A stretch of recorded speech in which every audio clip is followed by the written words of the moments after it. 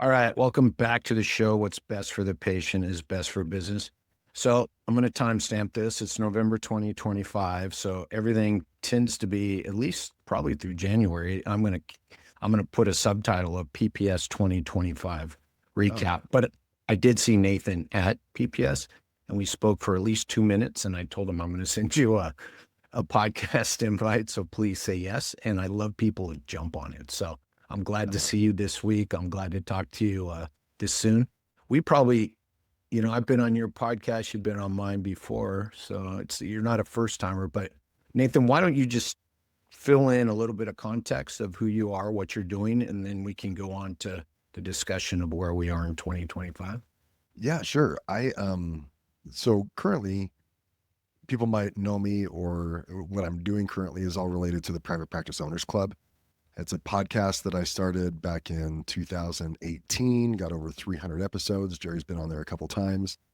We also do coaching and consulting for private practice owners, PT, OT, speech, speeds, pelvic floor, even got a mental health practitioner and an acupuncturist in there, which is kind of cool.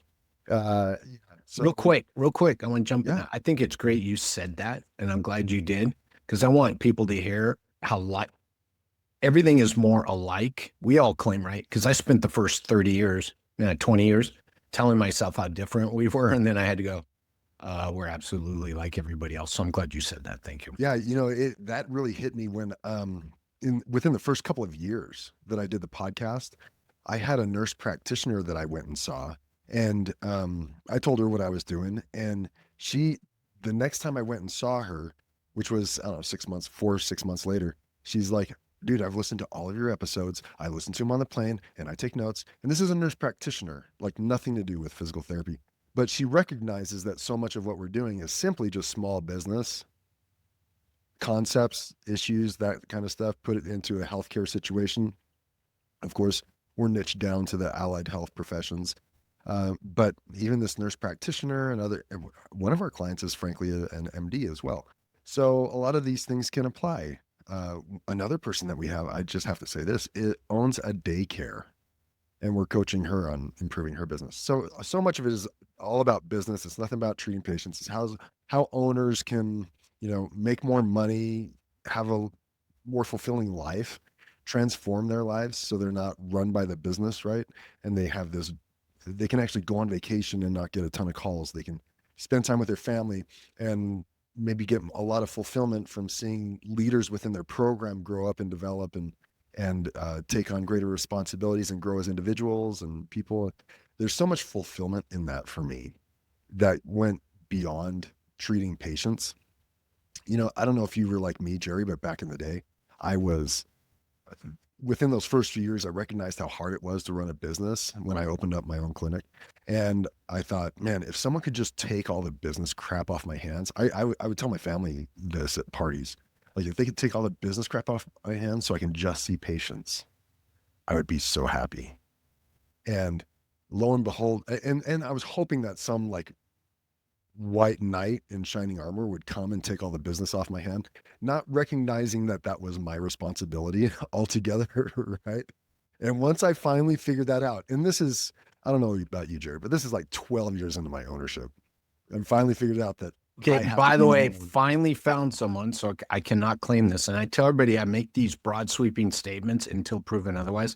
So I've now found someone who actually will own that it took them longer than I did. I say about my first 8 years. So I'm going to give Nathan credit now for being the 12-year guy. I said, yeah, it wasn't until about 8 years in where I was like, and I'm going to say this out loud so we can get it out of the way. What the fuck am I doing here? Right. Yeah, for me, it was like, I have to do something different. This sucks. Right. And when I finally figured that out, decided to focus on my business, I found out that I loved business stuff and I got a lot of fulfillment from it. And I would have never guessed I'd be in this situation now that I am so many years later. We sold our clinics in 2018, um, did the podcast. Now we're coaching clients. We have conferences. We just had our second conference in October of this year in Destin, Florida. It was great.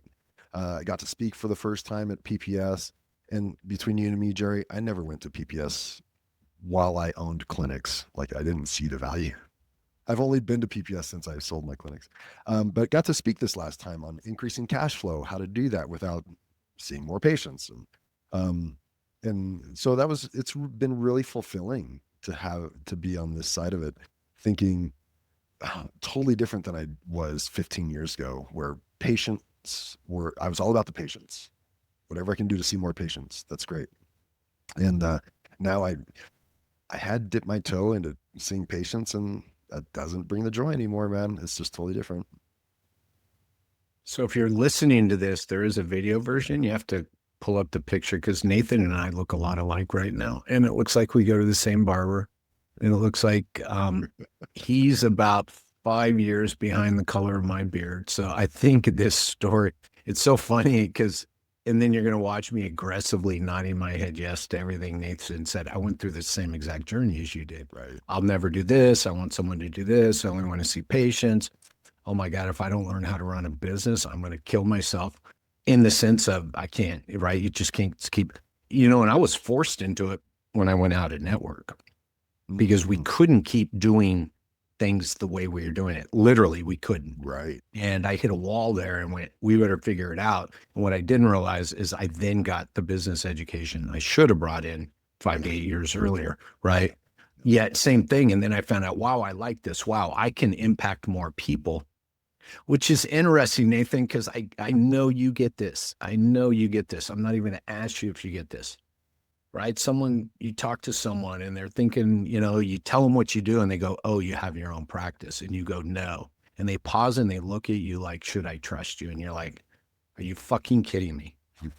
Right? Because I'm like, I've impacted more physical therapy patients since I left my business than I ever impacted in my business because I understood about scalability and the scale of the work being done, right? And so by doing the front end work I'm doing, by connecting it to the providers, that I could actually go into clinics that were 10, 20 times larger than mine, do some work and go, oh my God, I just impacted everybody who calls that place, right? So it's interesting that people don't ask, well, how'd you get there? How high? I'd rather people go, well, how far did you get? And I'd go, cool, good question, right? But do you still own your practice? I'm like, who cares?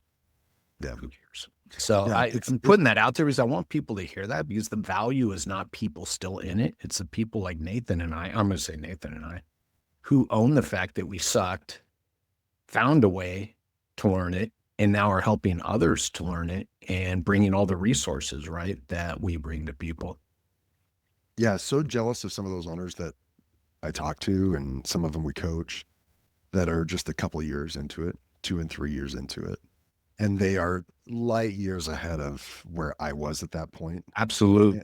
And they're actually becoming leaders, right? And that's a mindset that so many initial owners have, is that, and I talk about this frequently, but I can see it in my clients when they get to that point. They recognize that when they open their clinic, they were physical therapists who own a clinic. And the mindset shift has to become, now I'm a business owner. I just happen to be a physical therapist at the same time. And when they make that mindset shift, it's usually when they tell me that they're spending more time when they're treating patients. They're spending more time thinking about what they got to do for their business than they are about the patient. And at that time, I can come in and say, well, at that point, don't you think you're doing a disservice to the patients to keep treating them? Like, that's not fair to them. And they're like, ooh, yeah, you're right. And that's when they recognize I need to step away and I can have a greater impact if I work on the business more, right? And it's counterintuitive, Jerry, because you and I know you probably spent, all these people have spent 25 years spending their whole life journey. All of their education came to this degree of physical therapist and they passed the licensing exam. So I am that defines them. And so many times in coaching now we're telling them, yeah, you shouldn't be a physical therapist anymore. And they're like, well, if I'm not a physical therapist, what am I doing? Because that's what I spent the last 25 years preparing myself to be.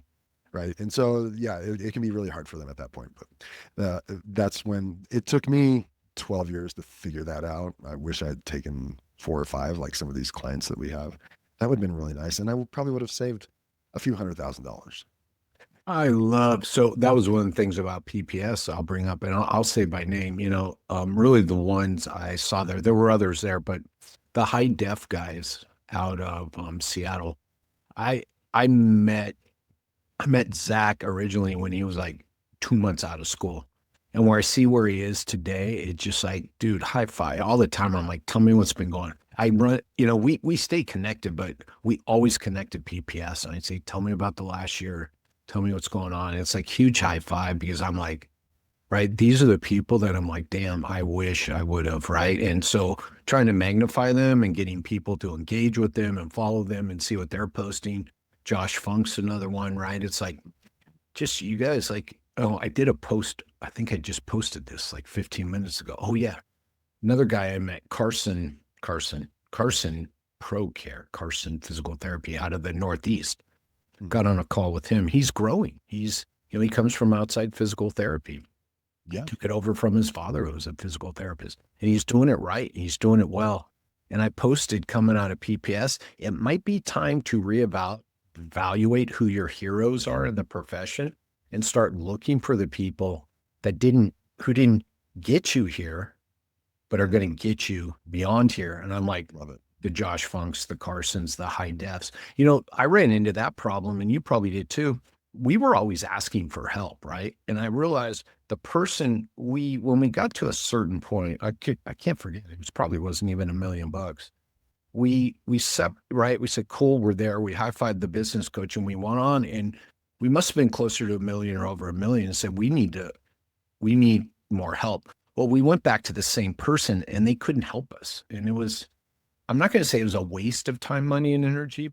It was on our part for not asking better questions. And I always say, whenever anybody asks me questions about who to work with, I said, well, find people who are where you want to get to, right? So, Yeah. if you want to get to 500,000, cool. Pick the people who are at 500,000. They might be easier to relate with. But once you hit 5K, I'm like, if that's all that you're hanging out with, then it's time to bump up to the next level, right? So again, back to this idea of the people who got us here, including me, right? I got to own this. The people who got us here aren't always the person you need to be following and engaging with to get you to that next step. Yeah. Which Yeah. is I went through, like you, I went through many coaches, right. and never stayed with one. And it always makes me sad when someone steps out of the program. They decide Yeah, they don't of work with course. us anymore.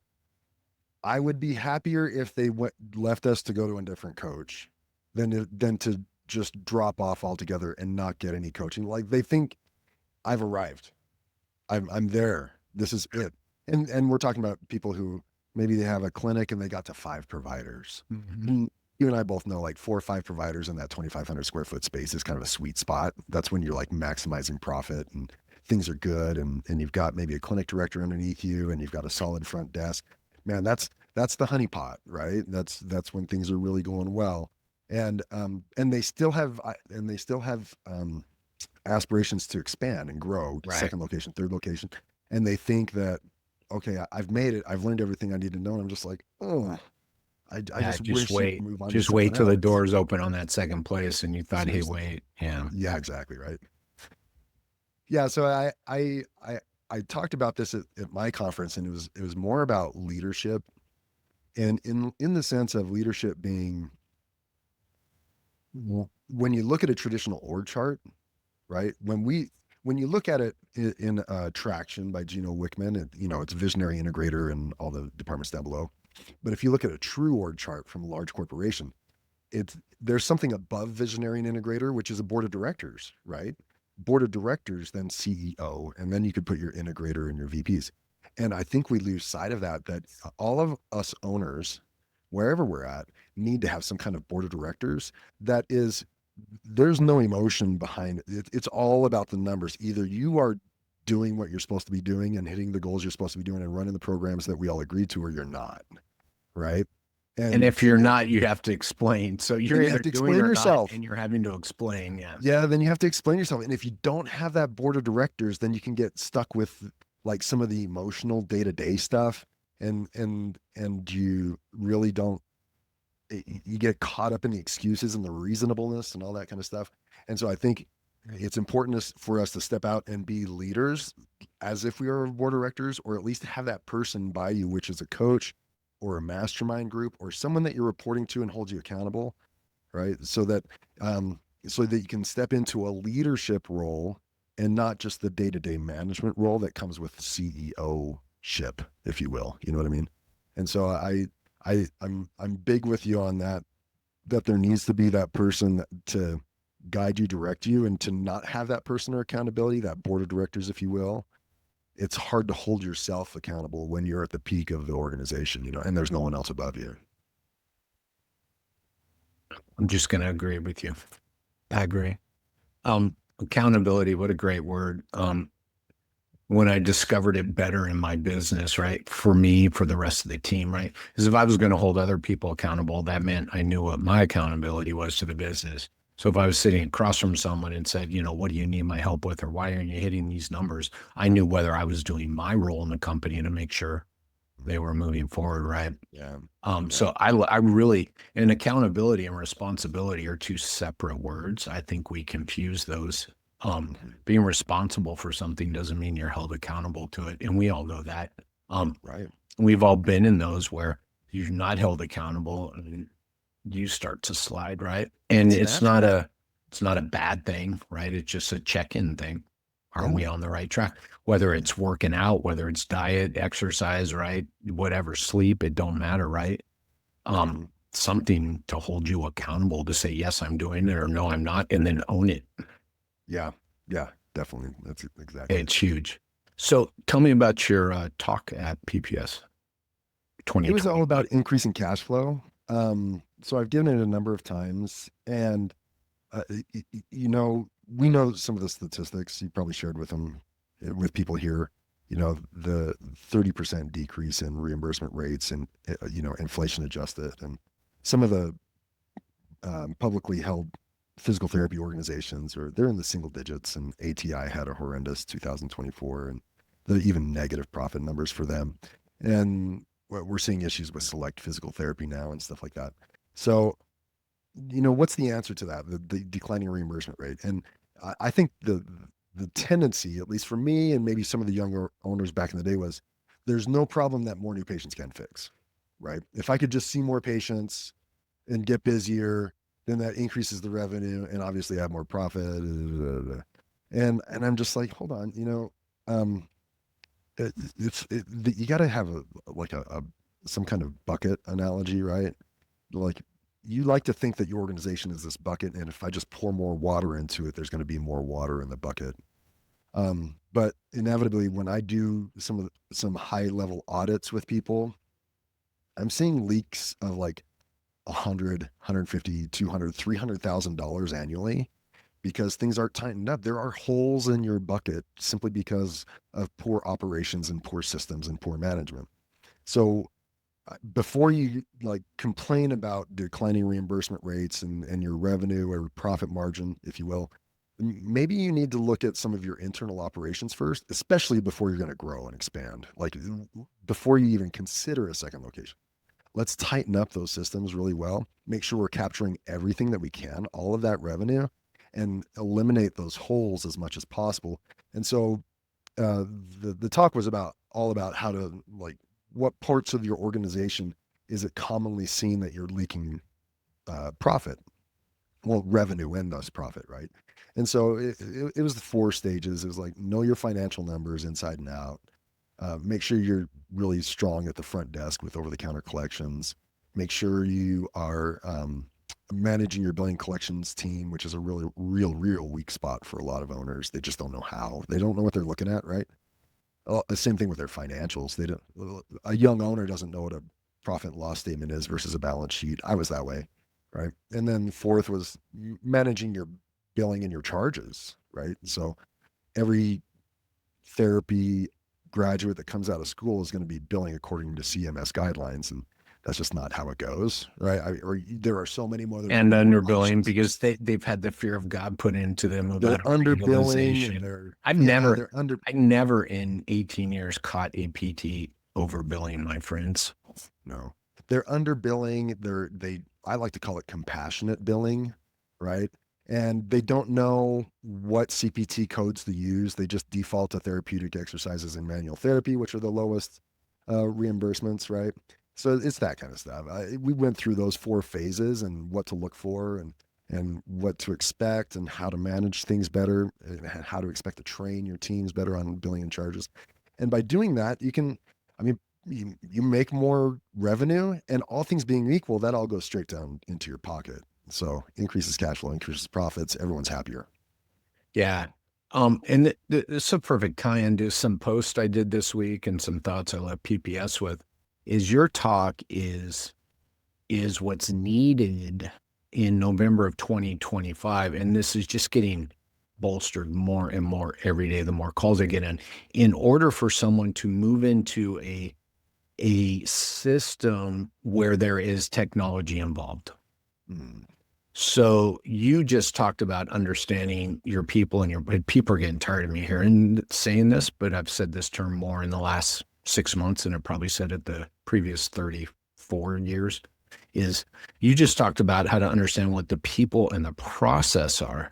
And I see all these people running towards these technology enabled billing platforms. And I'm like, if you don't understand the process, how the fuck is this going to help you? Because what I'm seeing is AI, and even on the front end with AI voice agents, is people definitely have a misunderstanding of the role of AI in general, right? It doesn't create the process. It just does what the fuck you tell it to. And if you put a shitty process, well, AI will learn. Oh, cool, from your shitty process you put into it. And Oh, again, this is how you want to do it. Okay, right. I'll run that process. Right. And that's what it does. And I learned this, where I learned this, Nathan, was listening to front end phone calls. Put a good process in, and 90 days later, I got to hear this thing delivering like none other. But then I hear the shitty process, and I'm like, how the fuck is it going to improve that thing? There's no improvements to be made. By the way, I heard AI hang up on someone recently. Same platform, right? So I keep telling people right now in November 2025, the billing, the voice agent, all of it needs our wisdom put into it so it knows where to start learning from. And what you just said, I love it because I think even though you said it was your first time, it's probably the best time, in my opinion, for you to show up and put that out there for people and go, okay, I got to figure this out. And then again, they can make better, not only can they make better business decisions, but you and I both know everybody's going to be running towards the tech, like the huge light at the end of the tunnel. And it's going to be a huge disappointment to them if they're not doing like what you laid out in your course. Yeah, So glad you shared that because it fits perfectly. I think a majority of owners out there, I think I can safely say a majority of owners out there, number one, don't know what to measure other than the main like total visits, new patients, arrival rate. And by the way, I'd say majority of owners in practice size don't matter. It's not, oh yeah, all the newer owners, oh, all the younger owners. I'm like, I can share some horror stories, man. And I see, people, this whole idea, right? Yeah, I'm sorry to cut you off, but I want people to understand we're not talking about, oh, young owners, oh, small clinic owners. No, there's some of those small clinic owners that they know their yeah, crap. do get it, right? And so, again, these are the things people need to be thinking about as they start wondering who I should emulate and who I should follow and who I should engage with, right? Yeah. Yeah, because number one, I don't think they know what KPIs drive their clinics. Yeah, that's a great point. KPIs that drive your clinic. Yeah, that you can really lever like change to make a significant impact. Number one, they don't know them. Number two, they don't, if they know what the KPI is, they don't know what industry benchmarks are for some of them, right? They don't know what's good and what's bad. Like you can give them a number and they're like, I don't know, is that good or that bad? I don't know. But number three, even if they find out that their KPI is bad, they don't know what to do about it, right?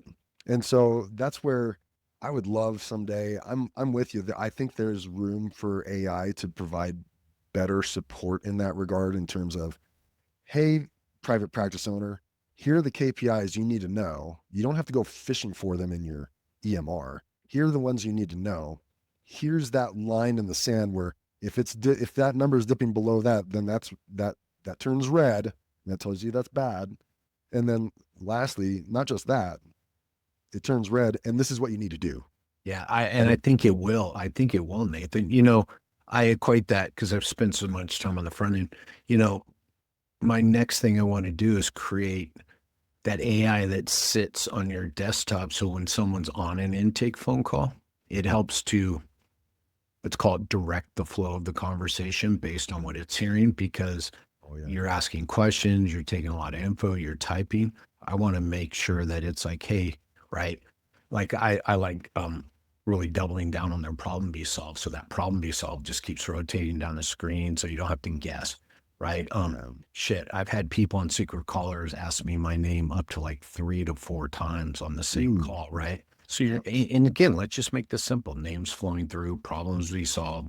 Now they tell us their expectations so we can keep going. So Nathan, right? And I can continue a conversation that AI is driving you to make sure it's not telling you what to say, it's giving you all the prompt. It's kind of a reverse AI thing where instead of you prompting it, it's prompting you, right? So again, that real-time feedback, like you said, hey Jerry, here's this KPI. And you open it up and you're like, cool, it's above the line, it's above the line. And by the way, not waiting for it to drop below the line to figure out what you have to do, but it will prompt you if it drops below the line, right? yeah. Yeah, I And so mean, huge value. if owners could get those reports like pushed to them instead of going into their EMRs to like find and navigate and pull out data and that kind of stuff, I think that would be game changing, right? And I think that would help owners so much in this day and age, right? To really learn how to manage their clinics better. And I want to echo, Nathan did not say more data, more metrics. He said the right metrics. And that's where I think, I'm going to say this out loud, where most of the EMRs go wrong is they just, I'll never forget when we first signed up with our EMR, they were proud to show you all this stuff they could gather, but no one ever told us what was important, right? Yeah. By the way, I did get I had a list I'll never forget, and we lived and died by it. But we had our list of metrics and KPIs, but I couldn't tell you which ones really drove the business and which ones mattered. And the day we finally flipped that, it was down to like 3 that I looked at every day. And if I needed to dive down into any one of them, then I did, right? Yeah. Do you mind to share which ones they were? Yeah. Do you remember which ones they were? Well, you know my bias because I'm like, if I could only measure 3 things, because my whole thing is looking at, so let me just give a little context, right? Your KPIs should be like a blood panel. Normal, normal, not normal. Oop, let's look deeper, right? Right, right. So I always looked at things like leads, arrived, drop-offs, and probably there was another revenue type number in there. And I don't remember if it was revenue per lead, not revenue per lead, revenue per visit or monthly revenue or what it was. Yeah, for sure. Or probably about those 4 things, right? I'm not an expense guy. When people call and say, people still call me, Jerry, I'm looking to cut some expenses on my front desk. I'm like, okay, Nathan, can I ask you a question? What would happen if you just drove more revenue through your front? Yeah, exactly. That solved more problems, right? Yeah. So I was always more of a revenue-minded totally guy. And let's face it, all of those can pretty much tell us the health of the revenue side of the business. Yeah, totally. Yeah, Right. I think there are those high level ones like new patients, visits, arrival rate, right, and that kind of stuff, and you know, a couple that if you don't know your average reimbursement rate per visit, Yeah, right. I mean, down to the penny, you got to know it down to the penny. Again, you can, right? You can take a deeper dive, but you know, at the end of the day, I knew we had a 65% conversion rate. So if you told me the number of leads, I didn't have to go any deeper. If I knew we had things were going well, right? Yeah, I knew if we had 100 leads. Well, sorry. Here, let's put it this way. I knew how many new patients we needed on the schedule every 30 days. Right. I knew our conversion rate was 65%. So all I had to see on the sheet was leads. And I'd know if we run, right? You know what I mean? You know what that tells me about your organization is you have the other systems dialed in so well. Wow. Like your front desk team knew how to get them in, and then your provider team knew how to keep them in. Correct. And then retention, right? And then I knew retention. Yeah. You guys knew how to Retention. do that. So if you can get those all dialed in, then yeah, you can look at those front end metrics and know exactly what your revenue is going to be at the end of the month and within a reasonable range, right? And you can expect a certain profit margin. And yeah, I think I can see a really experienced owner getting that dialed in because their systems are nice and tight. So, right. So if you came to me as a provider, because you were not responsible for marketing in my business, I was, right? Okay. So if you came to me and you knew your accountability was X amount of completed courses of care, whatever it was, Yeah. and you weren't hitting it, and I said, "Hey Nathan, what do you need my help with?" And you said nothing, I'd say, "Hey Nathan, can we talk about this completed course of care number? It's down. I mean, what's going on?" And you go, "Well, everybody did this. Everybody did this at least one or two times until I called bullshit.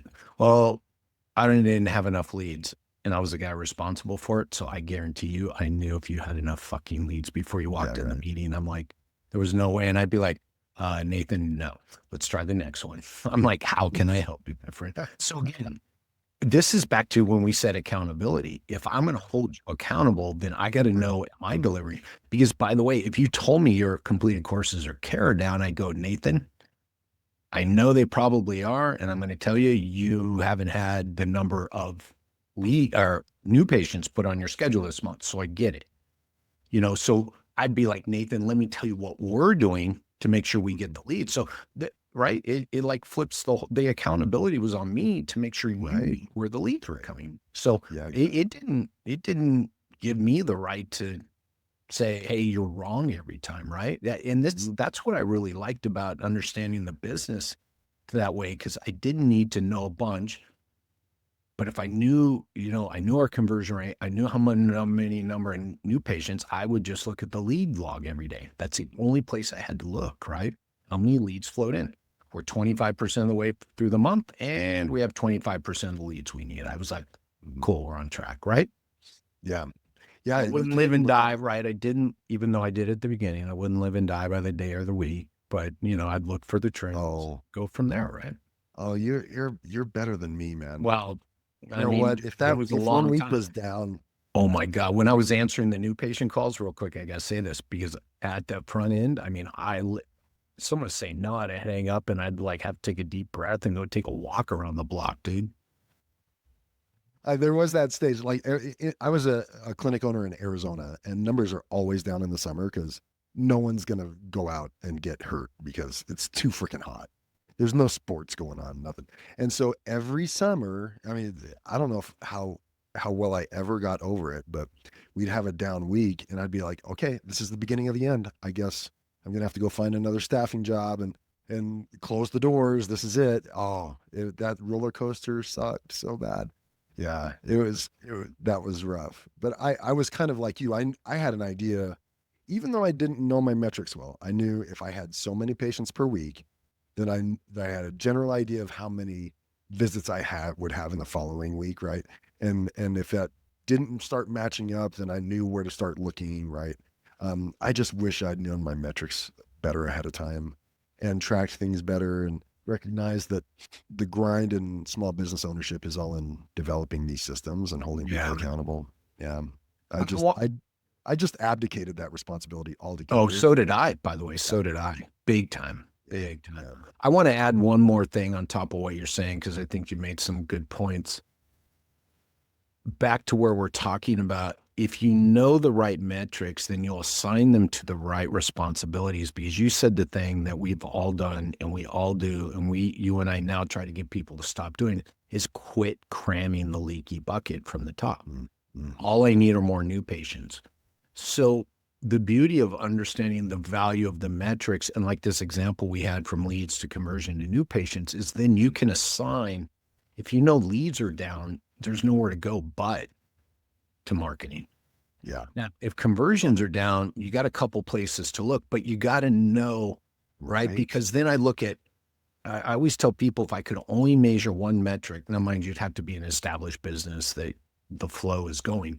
If I could only look at one metric in my business, it'd be drop-offs because I was like, drop-offs would tell me the health of my business. If I knew leads were flowing in and we were putting people on the schedule, then drop-offs would be the canary in the coal mine. I see that. right?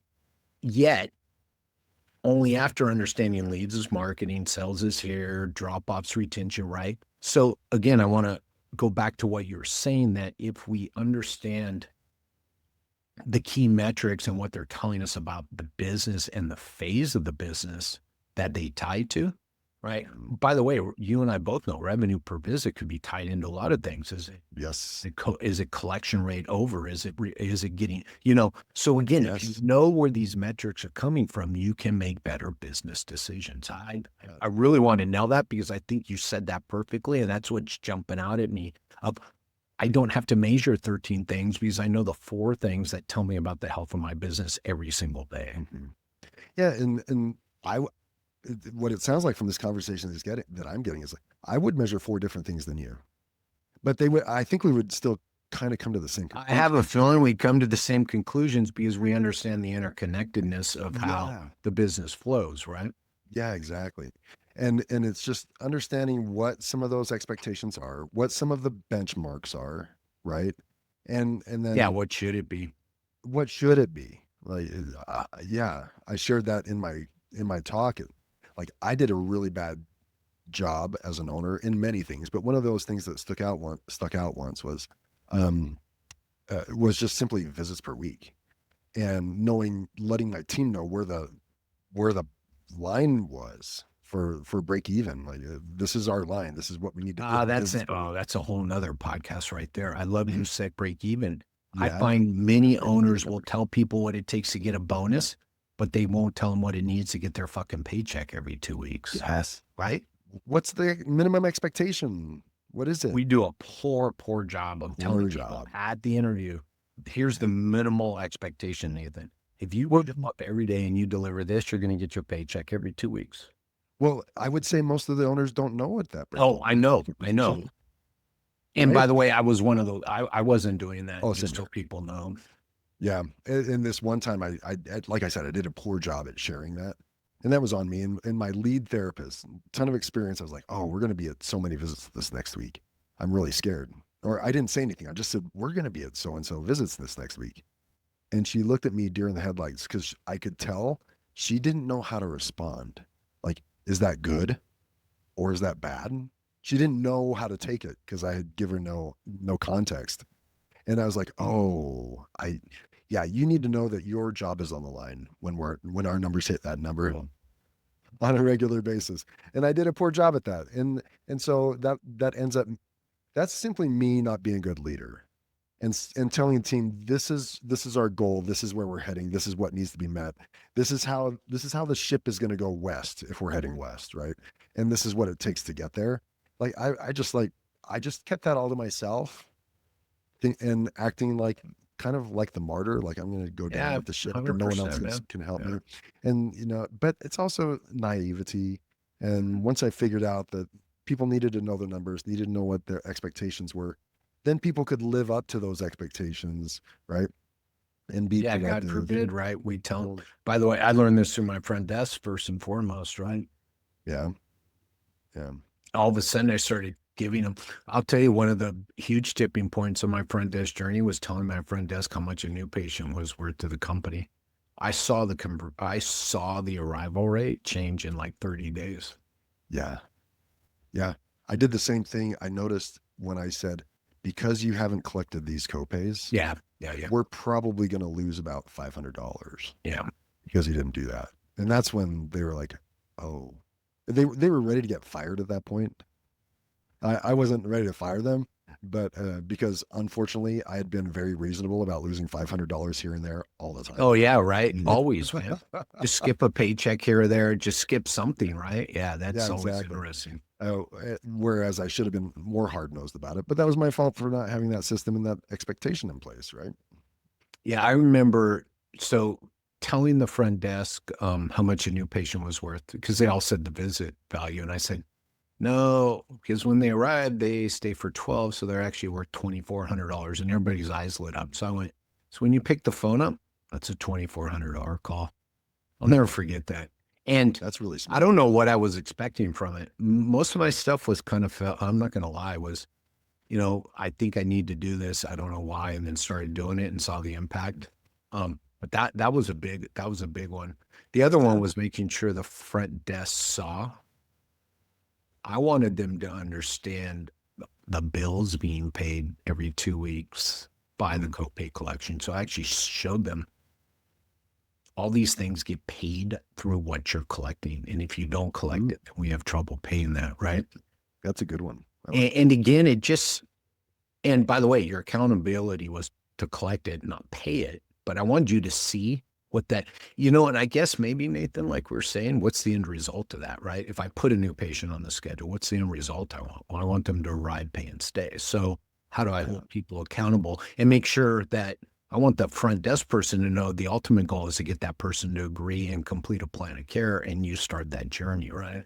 So that Yeah. result, that ultimate result, and how your role plays into that ultimate result. Yeah, just as an example. And then some of these metrics showed their value to me when I started talking that way. I went, well, getting people scheduled is fucking useless because scheduled people don't pay the bills, nor do they complete a course of care. So I was like, oh my God, we got to talk about getting people to show up. And again, things started to change. Same people, same everything. It was just right. It was on me, not on them. Mhm. The same Right. people who started to deliver once they understood a little more because I understood the metrics and their role, that metrics role in achieving that bigger metric, which was a completed course of care. Yeah. I love that. Because I think the front desk doesn't get told enough exactly what they're responsible for. But yet they know every damn step better than anybody else. I'm going to say this, They and I've said this a no, they lot this do. week. They know it better than anybody else, but nobody else ever asks them or goes, let's break this down together. And it took me again 8 to 10 years to do that into the Yeah. business. Yeah, because I think they have misconstrued ideas exactly what they're responsible for. Because you give them so much. They're responsible for so much. They have all these things going through their head. But they, like you said, every patient needs to arrive, pay, and stay. They need to fill the schedule, get everyone to come in and pay their copay, coinsurance, deductible, and stay on the schedule. Come in at their frequency, finish their plan of care, right? If your front desk person can do that on a regular basis, you have an effing gold mine. If they're good at that, We can say they're fuck here, amazing. Nathan. I'll say it for you. We have a fucking gun. That's all right. I'll say it for you. But they're amazing. And you know what? I'm kind of jealous. Like I don't plan on going back into clinic ownership at all. But one thing I wish we had back in the day was what I'm seeing a big trend in, and that is keeping credit cards on file. Oh my gosh. Someone brought that up in something I was in, and I was like, man, dude, we used to have to write shit down. We had a credit card. Oh my God, dude.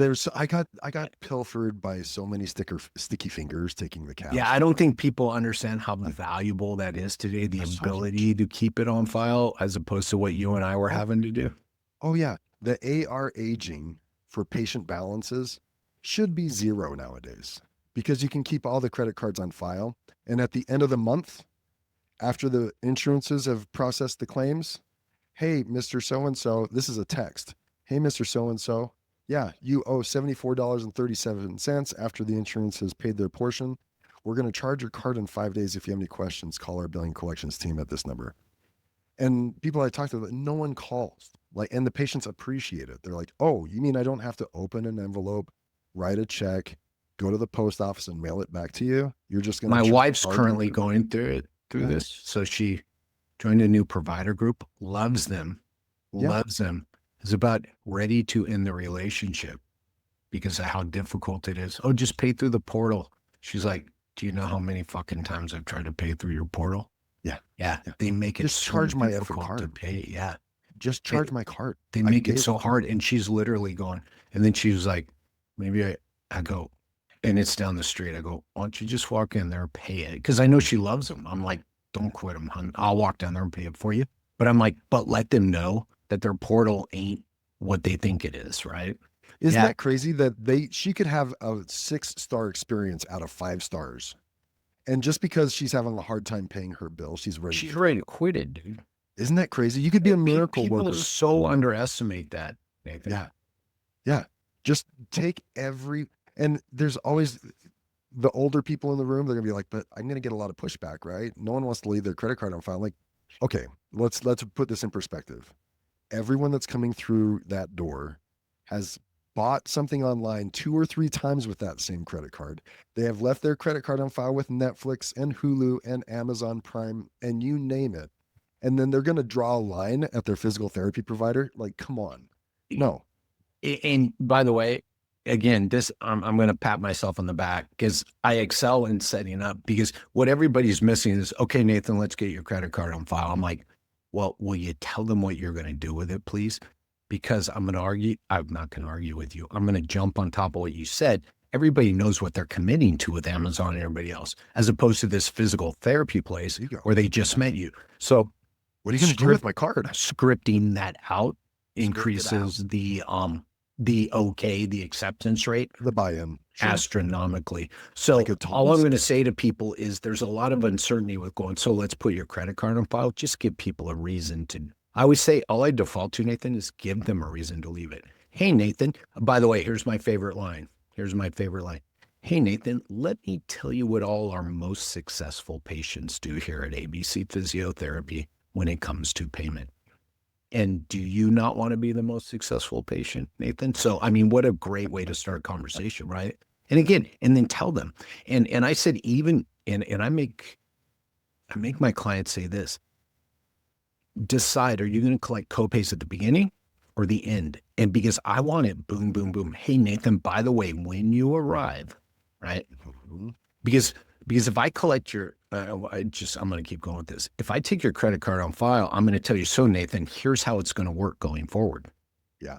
So when you arrive for your visits, we'll log you in. You will not be charged until you log out, right? So again, something like that, but you got to come up with the system and stick with it. And if you tell Nathan that, oh yeah, here's my card. If you just go, can we get your credit card on file? No, I'll just pay at the time of service, right? So I'm like, I guarantee you, you will increase that acceptance astronomically. So again, just looking at these things and how to do this, it's not rocket science. Here we're back to the metrics. What metrics tell me the story I need today, right? Oh, well, we tell people we want their credit cards on file. I'm like, cool. Do you tell them what you're going to do with it once we get it on file? Because I mean, let's face it, by the time I get to Amazon, right? I got 3 things. I see what I'm buying. I see what delivery date is, right? You know the exact amount? Yeah, the exact amount. So again, yeah, and I think that's another big fear is people going, well, right? Oh, I'm not going to go down that rabbit hole, but all I'm going to say is people are bringing their past healthcare experiences to your physical therapy office. So don't assume anything. They've probably been burned on a surprise bill. So if you just say we're going to hold your car and charge you, they're going to think about that $2,000 surprise bill they got, right? All right, I'm done. No, I love it. I haven't gone down that road, and I need to add that to my.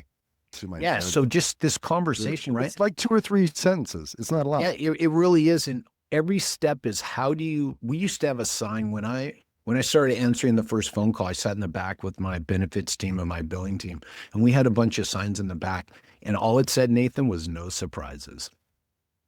So if someone's card was going to get charged, I wanted them to know when.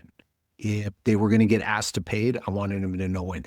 By the way, because my thing was, okay, we'll collect your copay at the end of service, right? That's what we always said. Now, people would walk in and pay before. I get it.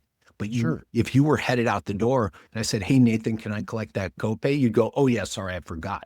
It wasn't, oh, I'll get you next time. You knew that it was going to happen. So no surprises. Decreasing that uncertainty with all of this will go a long way to drive some of those metrics we brought up. And I can promise you, anyone that's listening, if you have the credit card on file and you have the system like you're talking about, you're going to add tens of thousands of dollars to your revenue. Absolutely. Right there. Just by doing that one thing, you don't have to see an extra patient. You're going to add tens of thousands of dollars. Rather than go paying some AI bot to chase down people to pay their bills, how about you just collect it over the front desk and we call it a day? 100% of the time. There's another AI tool out there, and I know the founder, and we've had this conversation. They take your wait list and we'll move it down when there's a cancel. Nice. Right? And so I'm like, that's cool, but how about we just prevent the cancels? So again, back to my point of collecting copays, right? How about we prevent the cancels?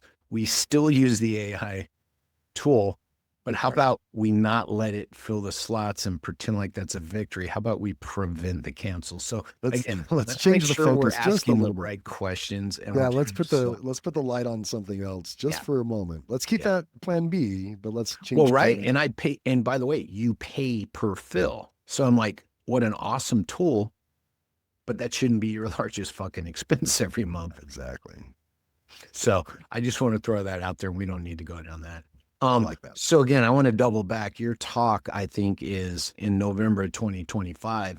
Is probably I'm gonna say it's always timely, yet as we move forward, information like yours that you're sharing is going to be most valuable because it's going to help people make better decisions on how they want to build out their systems and processes if they understand the process, right? Yeah, I take it for granted because I've been giving that talk for a year and a half, Well, and I hear you talking, multiple and I'm times. like, oh, that is valuable today. Yeah, and so I'm assuming that I'm speaking to the choir, like everyone knows this already, but my the feedback after my talk was like, oh, these people don't know this. They need to know it. There need to be more people in this room that hear it, right? Even if people are doing parts of each one of those things very well, Right, right, right, something sticks out, right? And right. there's, oh yeah, I could improve on that. And that one improvement could increase my revenue 10, 20, 30, $40,000 in the next 4 months, so that it is timely, and it's going to continue to be timely because I don't know if there's a microphone or a speaker loud enough to get through to all the owners that are out there, right? You just do what you can and spread it out as much as you can. So it's really interesting Well, then feedback that I got. then Nathan, right? If I understand that process, then we institute other programs or products or anything, then the front desk and the team are used to owning a revenue. I'm not going to call it cycle, revenue management. And The then patient balances for sure. instituting all this stuff like collecting that time of service for a wellness program is not going to be a big deal, right? So again, I think it grows into something even bigger. And again, if you have this process in place and your people know we have a program around money and collecting money and tracking money, then it really doesn't matter where the money's coming from. They're going to understand that it's important to do that work. So I'd say it's the foundational work that has to be done. What you're talking about, again, to add tech, to add other programs, right? Oh my God, bringing cash programs into an in-network clinic that barely collects copays is a disaster because no Yeah. one wants to collect the money. Yeah. And you just Yeah. tell the front desk, so collect the money, and it's like, wait, where's all the money, right? And it's like, no, that's not the way it works. Well, it's just the opposite with another owner that I met there, and we'd coached her back in the day, and she went through this profits program, and she during the program got rid of her front desk, got a great front desk person Yep. who's getting the patients to come in, and then she tells me, "Yeah, I've got this issue with a provider. Our average skilled units per visit is at 2.8," Yeah. and I'm like, you're not going to make any profit at 2.8 units per visit, right? Like there's you can't complain to me about your profit margin if you know that your current skilled units per visit is 2.8. Like you and I both know. And she's like, yeah, I've got to work with this provider, see what I can do to get them up, maybe by March. And I'm like, maybe there's a sense of urgency here that needs to get put into place. If I could inject you with anything, is just some urgency. Like this needs to be collected tomorrow. This needs to be figured out next week, or this person isn't on board with us at the end of the month. Like, why are we waiting till March to figure this out, or hope that he comes around? And that's part of our compassion that works against us in the industry. We are a very compassionate group of people. We always want to, sacrifice ourselves for someone else. We always want to be liked by others. And that collective personality is something that bites us in the butt every time. And she's willing to be less profitable so that this guy's more comfortable in his clinic, in her clinic, and Yeah, sacrifice her it's profits a so bit. interesting, It's a right? pain in the, it's so Literally allowing right. someone to lose me money right in front of me, right? And be okay with it. Yeah, and yeah, and being okay with it when you can coach. And I mean, if this person likes you and they're working there, then you can probably have a conversation with them about how to do what's best for their patients Well, right. They're already doing what's best for the patients. This is that whole thing. They're just not billing. They're just not billing for it properly. Again, Yeah. I ran into this. Our ops person was on top of this, right? Probably was rotating through every person. So probably about every 60 to 90 days was checking this stuff out because we understood that, right? That For sure. we put together a model where people could have their time. So it was like, if you bill for it, right? If you bill for it, you can have your time. Mm-hmm. So constantly going back and questioning, why is this person on the schedule for this long when you're only, so it was never you did it wrong. I loved it because it wasn't, because our ops person wasn't a PT, which was kind of cool. So he could manage the conversations very objectively. Yeah. Why was this person on the schedule for so long if you only billed for this amount of time? So Yeah. now you had to own something there. It was one or the other, right? And neither one would have fixed it. So it's like, yeah. Right. Yeah, Shorten the so here's the visit owner- or bill more when they're here that long. That's Yeah. So here's an owner who knew the 4 phases. She'd been through the program. She knew her financials. She was collecting well at the front desk, and she's probably had a good hold of her billing collections team. But that 4th phase, like getting your providers to bill appropriately, get the maximum out of the visit that you can do ethically, right? I mean, if we're complaining that we're not getting paid what we're worth, then we should probably be charging the maximum amount we can ethically do for the service we provide. And if that's not happening, that 4th phase is sinking her. The other 3 phases are going fine, but that 4th phase of getting the providers to bill according to AMA versus CMS guidelines accordingly, maximize CPT code utilization, and making sure that skilled units per visit matches the amount of time that they're in the clinic. Like you're good.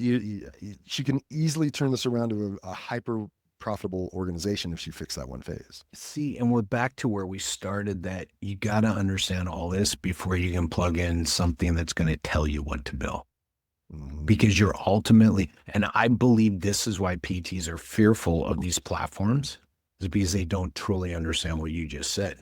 Mm. And before I'm going to let something tell me and I sign off on it, because remember, the key here and really what I'm talking about is I sign off on it, I have to be comfortable with understanding what the standards are so I can catch things, right? Because you and I both know it's going to need the feedback. This is the other thing we forget. And I said this already, it's learning. So from the beginning, you don't teach it. It's going to continue to facilitate and build on, I don't know, we could call it erroneous information, less inaccurate information. But if you understand everything you just said and you go into it with that and you start, this was the thing when I'm doing the QA for the voice agent, very early on, we were catching things and correcting it within the first week, within the first month, which in the first 60 days. And that thing was catching up quickly and doing a damn good job. But if we'd have let it flow, it would have just kept making the same mistakes, right? And doing the same kind of process. I don't want to say mistakes. It would have not been optimized, right? Sure. Yeah, I got you. Yeah, I think we can get into a default that AI is going to take care of everything. Yeah, it's interesting. We think it already knows. I think that's the biggest thing is, right, the voice agent, all of it. Well, it knows what to do. I'm like, no, it's waiting for you to fucking put something in there so it can start. It's like we think it's already halfway through the race, and I'm like, it hasn't started the race. It's waiting for you to shoot the gun. Right, the starting gun. Maybe that's a good analogy. I don't know. Well, and you can see that as well, because if you put in the wrong prompt on anything, you got it, dude. Yeah, right. Everybody's done it. It's cool. I was so clear. You're like, yeah. I thought I put in a clear prompt, but I missed some certain words, and it gave me an answer that was, I don't know where I came from. Like I said, that had nothing to do with what I said in the prompt. Maybe consider this, and they're like, oh yeah, that changes it entirely. No. But yeah, and part of it was still stuck on that old answer. It still threw out some of that stuff. So it has to be, you have to coach it, and you can't just expect it. And so therefore, back to that documentation and billing, if you don't know that and you're signing off on stuff, right? Mm-hmm. And unfortunately, the insurance and billing side is leveraging AI there. So I'm like, it's right. It's like a battle of the bots right now. And I'm like, how far ahead? You're never going to get ahead of it, right? Because they have more money and more leverage to stay ahead of you. So again, how do we make sure all these things are in alignment? How do we make sure that we're doing things? I'm like, let's just do the work properly and not have to worry about AI catching it or freaking doing this, right? And I mean, it's like shooting for 100% arrival rate. I'm like, that's stupid. 0% cancels. I'm like, totally unacceptable, right? We got to readjust a little bit, right? What should be a copay collection rate? What should be, right? What should our AR? And again, I know, right? Again, we're back to, we got to have this basic understanding before we can start shooting all this stuff and implementing all this stuff. So we're back Yeah, to the value of, after, right, this information. what was interesting after the talk that I gave, I haven't been to a lot of PPSs, and frankly, haven't sat through a lot of the presentations, the breakouts. But they said, this was the most positive presentation that I've listened to all day. I heard that a few times, and I'm like, really? I'm like, what are they talking about out there? Is it all doom and gloom? Or is it just pie in the sky, weird alternative answers to how to improve your clinic? I was equally disappointed. I have to say this, and hopefully it's not too much of a tangent, but I started my presentation with a question like, okay, I'm here to talk about increasing cash flow. Does everyone want to do that? And like, I got some hell yes, from the audience. I'm like, okay, what have you learned? And I was the last speaker of the day. This is like 4:30 in the afternoon. What have you guys learned today or yesterday about increasing cash flow in your clinics? Crickets. I was like, what? I wanted to get on a soapbox at that point. And I was like, why are you here if it's not to figure out how to make more money? If it's not in like how to improve your business so that it can be more profitable, so you can grow. And like, is that the fault of the attendees, or is that the fault of the PPS, nominating committee for presentations? I was kind of blown away that no one had anything to say about that particular topic on how to increase cash flow besides me. I was really upset about that. Yeah. I think there's a lot of good content. I think it's drinking from the fire hose. And I think a lot of people need to go home and process. I really do. God's honest truth. My talk was arrival, solve all business problems, right? I mean, again, if people show up and you've done your due diligence, then you can get paid, right? So plain and simple, meaning, right? This is, again, you and I, we could argue we were given the same talk, right? You were just coming from a different angle, like we said, with the metrics. And so, it's interesting because the first slide I pull up, and it's from 2024, is only 10% of people who need physical therapy find physical therapy. And then the second data point I put on the same page is 80% of the people who start a plan of care drop off and do not complete their plan of care. That's right. So I put that up and I said, look, this is the context we're going to work from. So if anybody saw that as, I looked at that as motivation, and it'd be interesting to go, is that negative? Do you take that as a negative? Because you should take that as, holy shit, my upside is fucking ginormous. There's a lot of opportunity out there. Do the fucking work. And that's what I said. This should tell you there's so much opportunity. You actually don't have the capacity to even manage it. So why not just take care of what you need to take care of? Right. And the other thing trying to get people off is quit fighting for the 10%, man. Mm-hmm. All my competition. I'm like, competition, dude, you got to look in the mirror. Right. No competition, right? In this space. I'm going to say this, and I'm not even going to allow you to say anything after, but the hinges and the swords are not competition, my friends. I say it over and over and over. And if you're getting pissed off about that, you don't understand the value you deliver. Mm-hmm. And if you believe the only value is hands-on and face-to-face and all that, well, that's your issue too. So, but that's for another day. Yeah. So I want this, and I think you kind of alluded to this because you were a little concerned about, okay, what did you learn about cash flow? I was going to ask you, what was your biggest takeaway? Well, I'll put that as your number one without knowing I was going to go that direction. What is your biggest takeaway from PPS 2025? Added to the fact that at the end of that, when you said, what else have you heard about increasing cash flow, that not a lot of people, nobody responded, a lot of people responded, nobody responded. Well, you know what, I didn't want to act like that was PPS's fault necessarily. Maybe there is something there to it. Well, no, it's the people in the room, dude, they got to take accountability, right? That's exactly what I was going to say. Like, when you come to a conference, and I fall into this trap too, but when you come into the conference, you need to go to a conference and say, I need to learn XYZ. Yeah, And I not don't think come away people with, do this. I I don't don't think think people do. people do this. I go with I probably go with the agenda more over the last 5 or 6 years than I ever did. Yes. I've just learned that myself over the last 6 years or so. It's like, I need to go into a conference, even if I'm a presenter. Like, Oh what am yeah. I going Oh, for? I mean, yeah. Yeah. Like, just being altruistic and wanting to share this information with as many people as possible. Okay, that's nice, but what the hell am I doing there? Right? Why did I spend this time and money to come here? Right. Get on a plane, go right. And Do how all is that. it Yeah. and how is it directly gonna what am I gonna do on Monday to change my business Mhm. entirely for the better? That's Right? funny. I did start the talk. I go, you guys, if you don't walk out of here with something to do on Monday, you got to come up and talk to me Mm. because my goal is to make sure you have one thing out of all this stuff. You Amen. got to be taking one thing that you could. And I constantly went back to this is something you could do on Monday, right? Yeah. Yeah. Amen. And I So think we know that. I don't think yeah. enough people do that, Nathan. Maybe that's I'm going to jump on this real quick. I think maybe a lot of people come in there, talk kind of high level, right? Talk whatever, and then go, cool.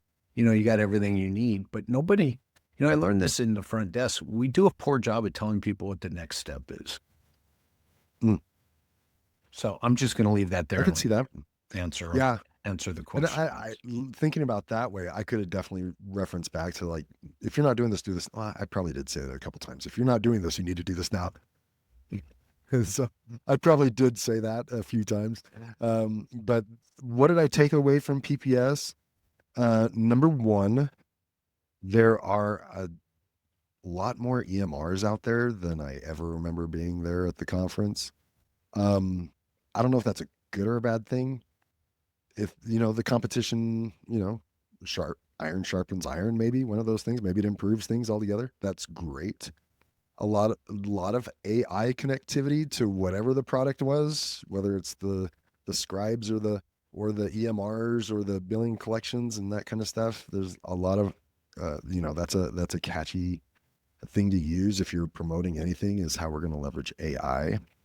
Um, and there was I was impressed there with the number of people, frankly, and it almost. But even so, what are there? You tell me, Jerry. Maybe you know better. Are something like 30,000 clinics out there? PT, outpatient ortho PT clinics. Yeah, got to 13 or be at 14. least 30,000 plus, right? And the And there's like, majority, right? That mid-market group is the largest by far, right? I just yeah, saw some stats on that, but I believed it always to be true. If you take like the four largest, you named a couple, and we throw a couple more in there, they have what, like 25% of the market, 30% of the market max? yeah. And so you got 1,400 of those owners at PPS. And like, okay, huh? There's something in me that's like something's not clicking. There needs to be more people, and why aren't there more people there? Yeah. Um, Yeah, I hear and you. I like this think, was an all-time yeah. high. This was an all-time high from what I heard. Oh, really? For attendance. Yeah, 1,400 Okay. was really, really good for them. And but I'm like, why? Why aren't there Well, more? you know And what else I like and I'm involved with? I want to tag on to that is the admin side.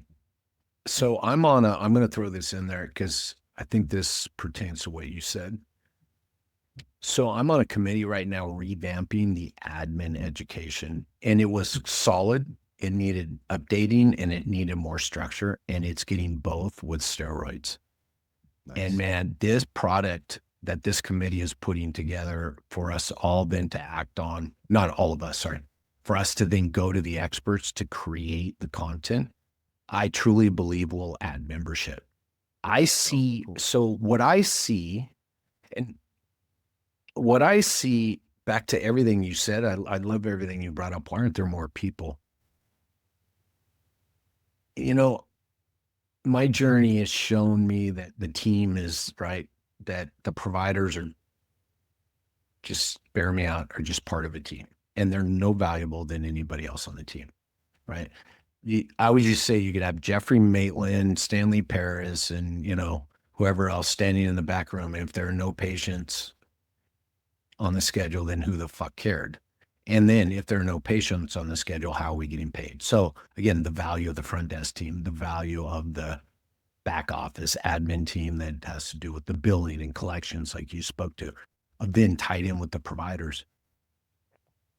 My takeaway this year was a more positive vibe above the line, asking better questions. So positive vibe, asking better questions. And instead of just complaining about lower reimbursement payment and all the other downward pressures on business, right? And there's more than that. People are leading with, hey, I got to do this. Hey, I'm here to learn this. So again, tying in that there's no business on the face of the earth that doesn't understand their patient's journey within their patient's journey. There's no business on the face of the earth that doesn't understand their client's journey in their business and then understand the experience they want to create and then building out the systems and processes, except for fucking healthcare. Mm-hmm. Healthcare is so fragmented and so disjointed, including physio. And I believe it's finally catching up to us. And again, that's why we see these point solutions in the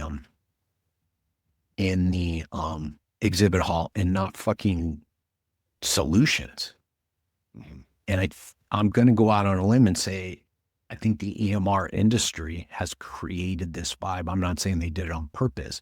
It's what I did the same thing. I expected a lot more from my EMR without asking the right questions on the front end. So again, back to the people there. Why aren't more people there? After my experience to go to many, I believe if we can show as a profession, not just PPS, if we can show more value in what we're delivering to your team, the sales team, the provider team, and the billing team in one place, that then attendance will grow. And I believe people are ready for that. If you had asked me that 5 years ago, I would have said the same thing. And I'd go, no one's ready for this. They're just going to show up and go to the fucking billing and compliance talks and go home, right? Yeah. But I want to say this for the right reasons. My room has increased in size the last 3 years in a row. And I attribute it to one thing and one thing only. People know they have to do something different. Yeah. I don't attribute it to me. I attribute it to people know they have to do something. Oh, come on, Jerry. Well, you know what I'm saying. You've got the brand. You've got the name and the brand. Look how pretty you are. But people, you know what I'm saying. I know I get my hair cut and everything before I go. I do. I'm just kidding. I clean up beforehand. But you know what I mean? They know. Yes, I do. I was really surprised. So here's the most surprising thing. I put this talk together as a series. So if you were at the first two, you were going to drive more value from this talk. Okay. So I thought the room was going to be greater than 50% people who had been in my other talks. It was like 75% first timers. Well, I was like, well, if you'd have been in my other talks, but I'm like, you'll get value. But I'm like, I've been building this stuff. There is no one talk in 1 hour that's going to grow your business. So again, the fact that 75% of that room was new was a huge tell to me, Nathan, that again, everybody's coming back on, I got to figure this out. I got to figure this out. It's not just the billing talk. It's not just the finance talk. It's not just the add more services. I got to figure out the fucking systems to get the fucking people, right? My marketing and not just marketing talks, right? Because it was not a marketing talk. It was a fucking talk. Yeah. So I think there's room. I just have a question for you. You've been to enough of them and you're working with the PPS, obviously. Do you think there's room for another association if it got started? I think this association, if it does what I just said, well, there's no reason why it can't do what, right? So I'm not sure of the answer to that question in the context of what I just shared. I believe. I think what I see, I guess why I'm asking is because, and so I admitted I didn't go to a lot of PPS at all until I sold. And so I remember myself as an owner being like, what are they going to teach me? I don't understand. Well, here, let me answer this. Go on. Just really quickly, let me just finish this. Is that I didn't recognize the benefit of PPS in between the conferences. Like there's the magazine, but you've got to get it to me somehow. And I'm not seeing, and I wasn't necessarily reaching out either. I didn't know what was out there.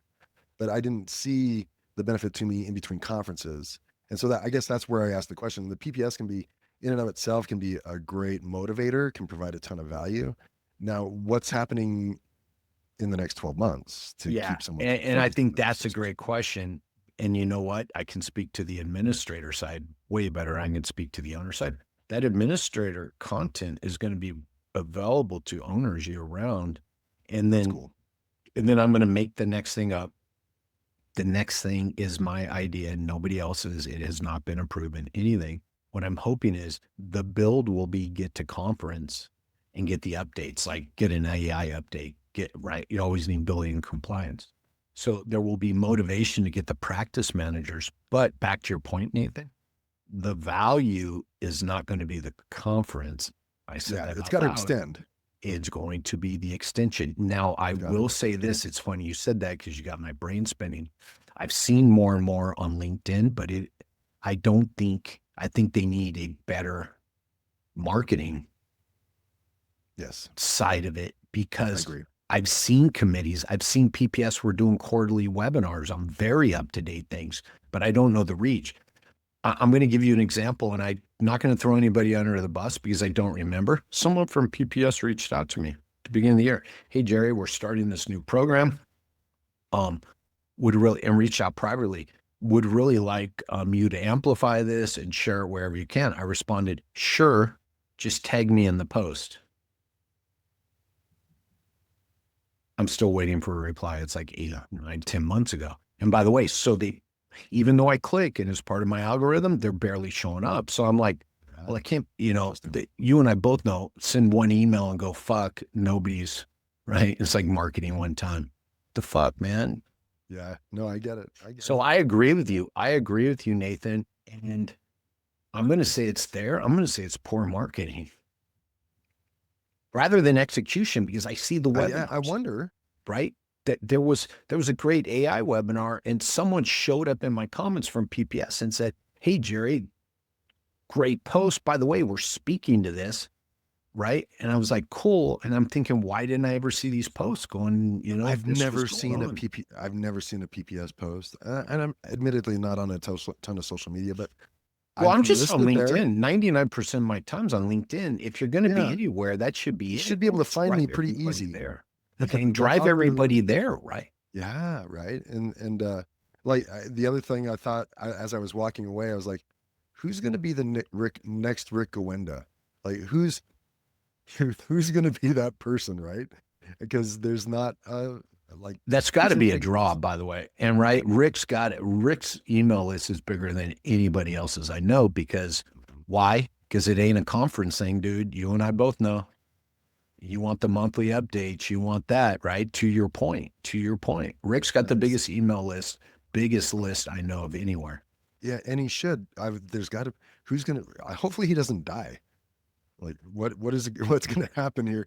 Because there's got to be someone in this world who's committed to reading all that paperwork, going through all the reports, reading all the bills, reading all the proposals, and staying on top of all the insurance changes, and actually loves doing that. I mean, who is going to Yeah. be our next Rick Wenda? Because Yeah. if he were to get hit by a bus, we're in trouble. Mm-hmm. Mm-hmm. He flies a lot. They travel a lot. So, right. There's something there.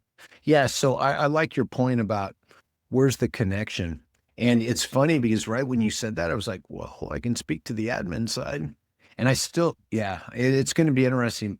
But I'm going to go out on a limb and say it's a marketing issue, not so much Mm-hmm. an execution because I see the stuff. They're doing the webinars, they're doing that. They have the right people on them as far as I'm concerned.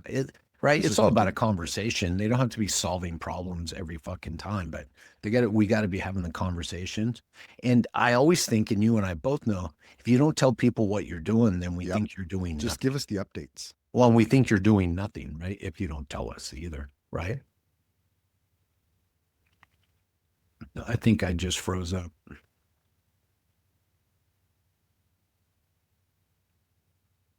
Oh, there we go. Are we back?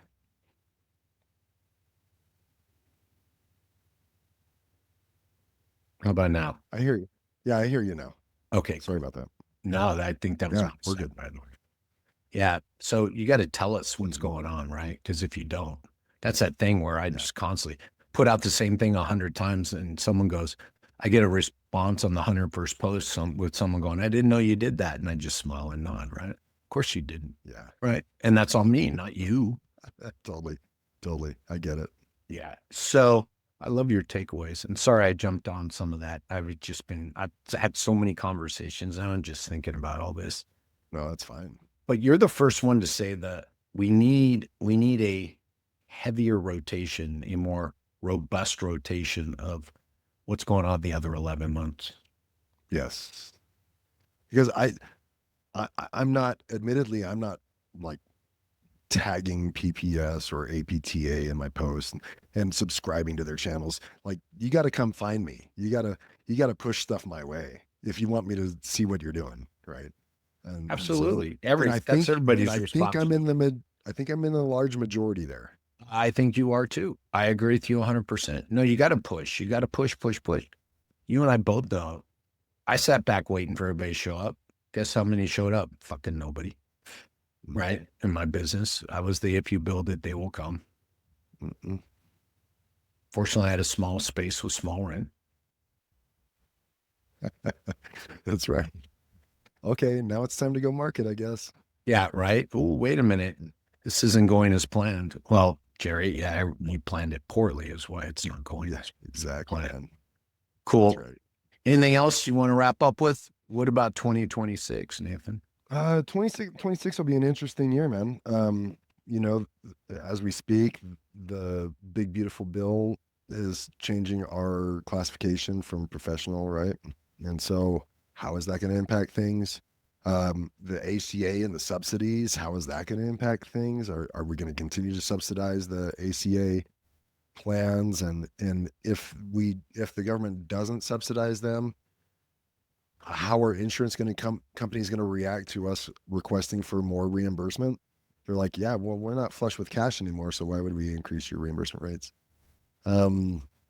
Yeah. So there's going to be some definite changes. It'll be interesting to see what happens. And then we're if you want to check out what we're doing, we're at ppoclub.com. We're doing hold on. ppoclub.com. Yeah. privatepracticeownersclub.com. I just want to make sure we got that. Thanks for slowing me down. Yeah. I appreciate it. Under resources, we have events. We're doing an in-person workshop in New Orleans in January to help people strategically plan their 2026, get clear on their priorities, establish goals and deadlines. And this will be out in probably mid to late December, so it'll go out before your January event. So that'll be good. Yeah. Yeah. And we'll do other events, and we have our next conference planned for October 15th through 17th. We'll be in San Antonio. So people can look out for that. And we'll have 100, 150, 200 owners in a room, and get a lot of energy from that. I like doing those. Surprisingly, love treating patients. And I don't know about you, but I kind of enjoy doing the presentations now, and even having the work. I live for that shit, dude. You fucking. I never saw myself as being that kind of person, but I enjoy it. I really do, and I think I provide some great value. So these in-person things are really cool, and then we always have the podcast going out every week, whether it's me or Adam Robin hosting. We've got some pretty cool stuff that we post on the podcast on a regular basis. And it's all on your website, ppoclub.com. Yep. The podcast library is there with a search bar, which I think is really cool. Cause if you're looking for a particular topic, you can search the bar and it'll pull up all the podcasts related to that topic: marketing, recruiting, billing collections. Oh, excellent. Culture, good. Or even particular guests. Whether it's financial stuff or should I own my real estate and all that kind of stuff. And then you're on there talking about the patient journey from a few years ago and front desk stuff. But it's also on the iTunes and the Spotify and cool. YouTube and all that stuff. So it's all there if people want to find us. Cool. Great conversation. Sorry I jumped on some of your stuff. I think I've after about now, I'm realizing this is like the fourth or fifth conversation. Every time it goes a little deeper and I've had more time to reflect on it, right? But that's great because everybody's sharing something with a different perspective. And I think all of these are going to bring great value to anybody listening and making them go, yeah, Well, cool. I hope so. So this is cool. Yeah. And again, I like where this started with talking about your talk, because here we are in November of 2025. We could say, well, it was the basics. Well, but it's what you need to move forward and grow. It was always there as the foundation for a successful business, as I like to say. Yet I think all that stuff is rising to the surface again as people are expecting tech to take over. And again, well, yeah, by the way, it will take over, but it may not take over the way you want. So you better put your process on the tech that you're using to run your business. And that under the QA side of it, I'm growing my benefit checks and authorizations team, right? And we have an AI platform. Dude, my people are, I'm going to say this out loud, are more valuable today than they were 6 months ago. And it has been an interesting journey to see I don't believe this is going to be true until the end of time. But again, right now, the people and the process are far more valuable than the platform. The platform's awesome, but without the people and the process, it couldn't deliver what it delivers. Yeah. Yeah. I can see that. So finance, billing, documentation. Oh, we talked about that documentation. Are you going to sign off on this and you don't even know the rules and the regs? Right. You don't know what codes you're, rules and regs around the codes. You're going to have to know all this. That's Yeah. right. That's Time to double down on all that. All right. Thank you, my friend. Thanks for having me. Yeah. And ppoclub.com. It'll be in the show notes, and I'll make sure there's a little blurb about January also. Thanks, man. Cheers. Appreciate you having me, Jerry. Cool. All right. Cheers, my man.